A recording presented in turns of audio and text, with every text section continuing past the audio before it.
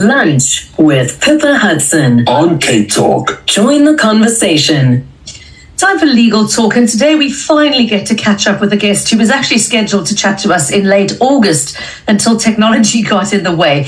Her name is CynthiaUNTAMED, and she is a UCT student currently completing her postgraduate studies in international law. And at the time we originally meant to talk to her, she'd been shortlisted for a Global Student Prize, which recognizes those who are making a concrete difference in the lives of their peers and their broader community.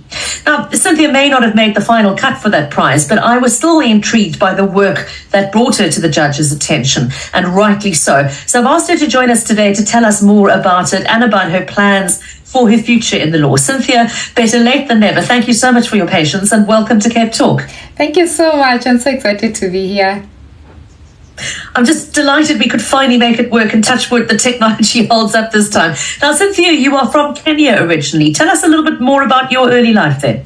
Yeah, Kenya is a very beautiful country. I was born in a county called Kericho. It's very green. If you've seen any tea from Kenya in the world, it comes from that particular place.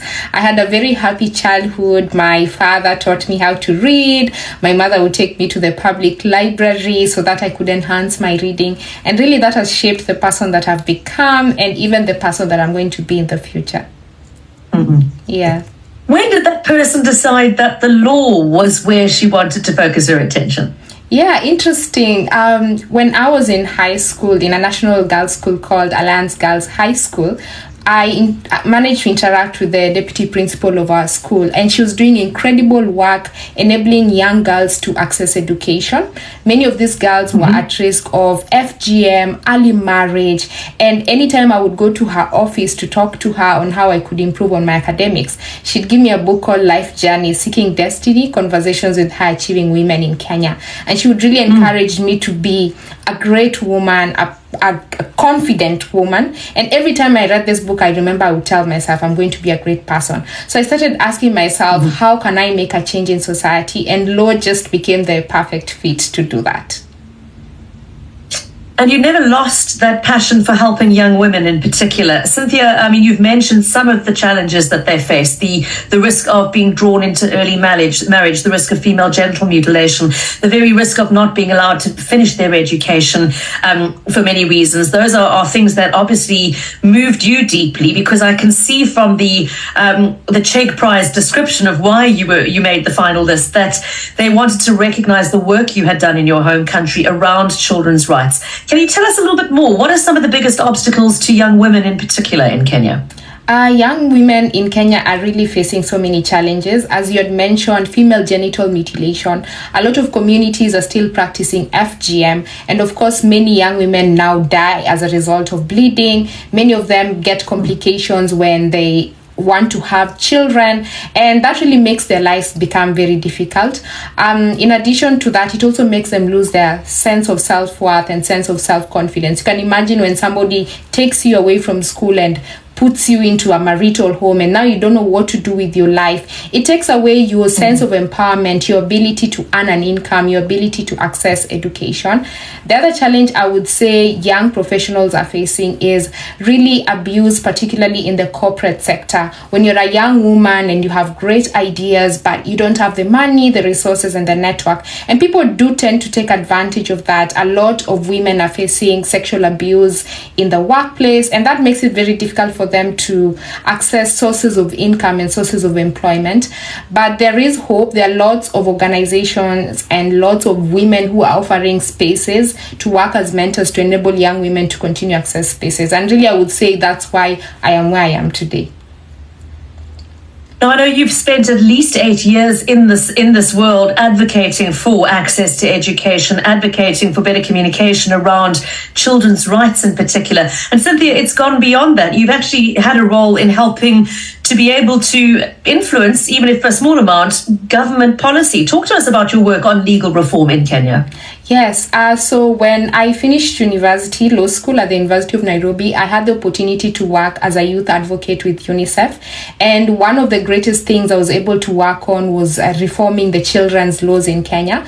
In particularly was the Children's Act of 2022, where I had the opportunity to work with the child protection officers to mobilize the government, the probation officers to reform the children's laws.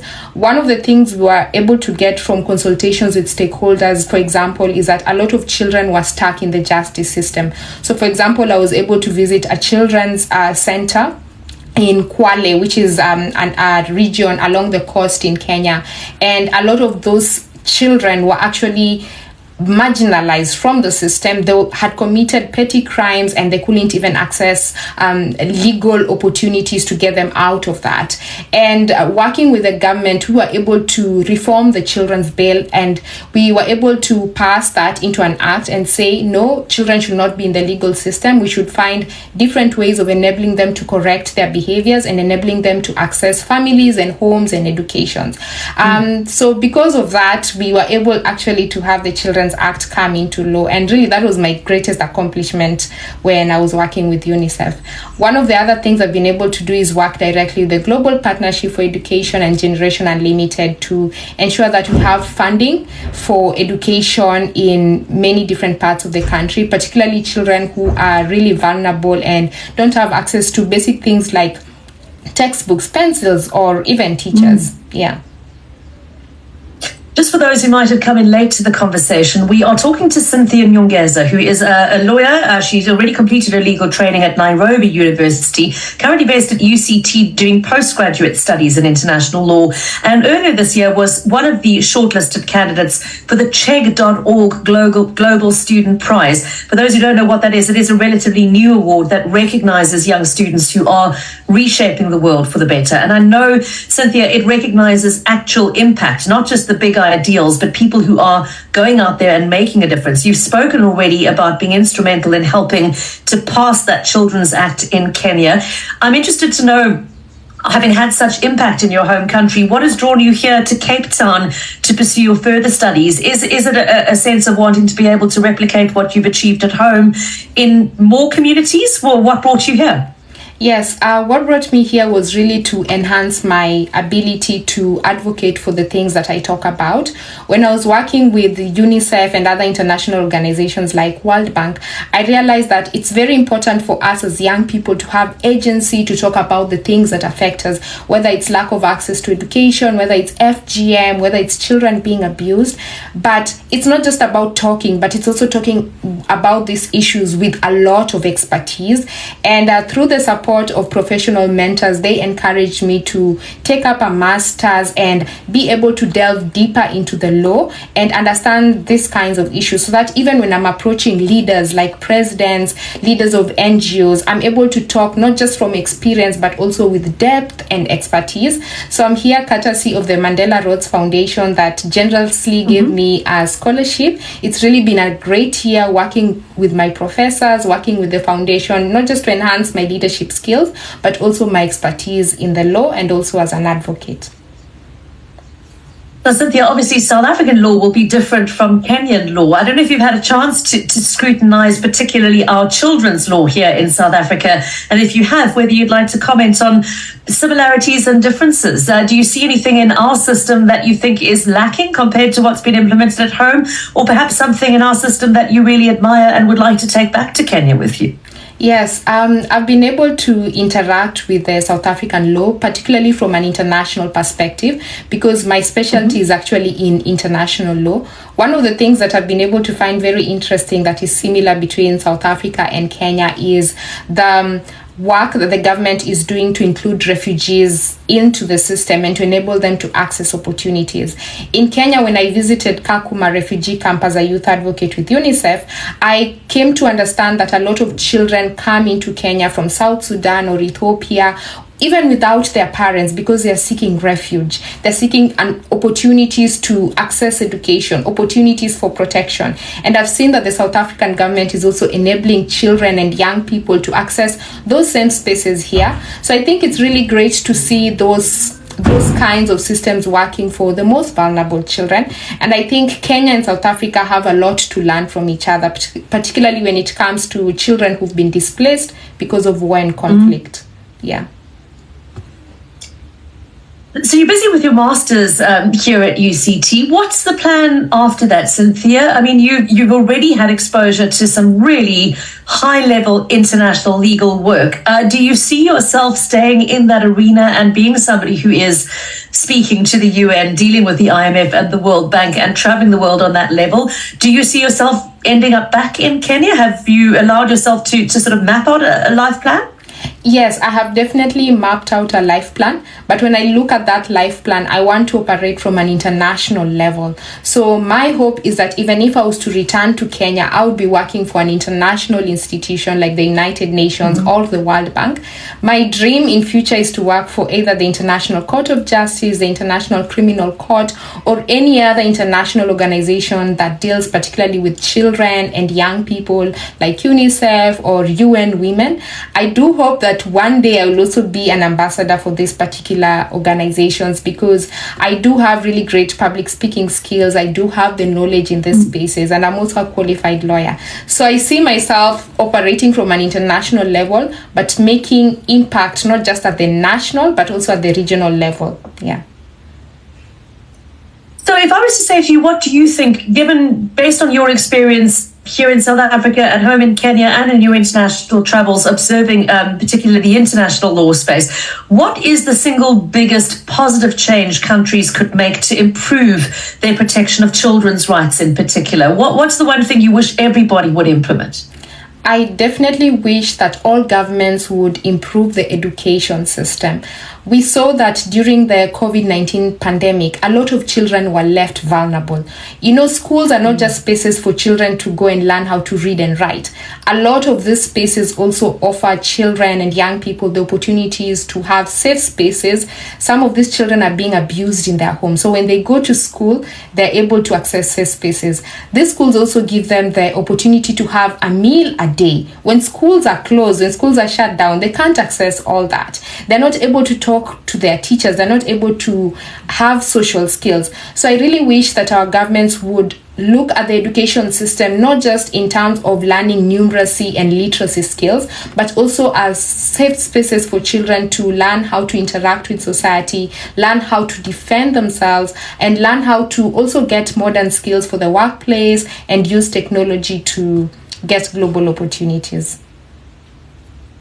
That was something I wanted to ask you about, how much the workplace is changing and the use of technology is changing. Cynthia, I've just come back from a conference in Joburg where everybody was talking about the impact of AI and how artificial intelligence was going to make some mundane tasks so much easier, but the risks that come with it of inaccuracy and bias creeping into research. Is it something that's a concern for you in the legal field as well? Yes, it's definitely a concern, because one of the things I've been able to learn is that how you interpret the law and how a computer interprets the law is not really the same. Because, for example, if you're using AI to do research on particular children's issues, the AI does not really understand the context in the community. So, like, for example, earlier I was talking about children who've been displaced because of war and conflict. A computer does not have the exact experiences of that child. It's only the human who has that kind of experience. However, AI does also make research particularly easier, because it also helps you to brainstorm so that you're able to use what the AI has generated and combine it with your actual legal experience to come up with something that's accurate. So I do think that AI is here. It's definitely here. It's not going anywhere, but it can work for society if we make it work for us. And of course, in order to have access to AI, there's a whole lot of infrastructure that's got to go in first. And as Cynthia, as a lawyer working in Africa, you must be acutely aware of the challenges that even the most basic computer and internet access is still a pipe dream for many people on this continent, let alone having access to the kind of technology you've been talking about. Yeah, for sure. I especially saw this when it came to schools. When the COVID-19 pandemic struck, we were saying, okay, let children learn online. But even the homes they live in can't even host the necessary infrastructure to have this kind of internet. So then now it becomes very difficult for us to talk about technology and enabling children to access spaces online. So I do think that different sectors in government and different sectors in the civil society or NGO need to work together. So if you're talking about access to technology, we need to go to the urban system, the urban sector, and ask them, do you have the necessary infrastructure to enable these systems to work? So it really means that our leaders need to sit down together and ask themselves how they need to plan better. If they're talking about smart cities, it really just starts from planning. Cynthia, I've so enjoyed talking to you today, and I'm feeling such a sense of hope and optimism listening to you and listening to your clear passion for what you do, and knowing that there are young people out there like you who are taking that kind of passion out into the world. I wanted to say thank you for joining us and congratulations on making the shortlist for the Chegg Prize. Even though you weren't declared the ultimate winner, I think it is obviously a recognition of the very valuable work that you've already achieved in your home country and beyond. And I think we can be very proud to call you even a temporary resident of Cape Town. Yes. Via our university. And thank you so much for chatting to us on Cape Talk today. We wish you all the best for the future. Thank you so much, and thank you so much to all the listeners out there. Cynthia Nyongeza is her name, a Mandela Rhodes scholar currently doing her master's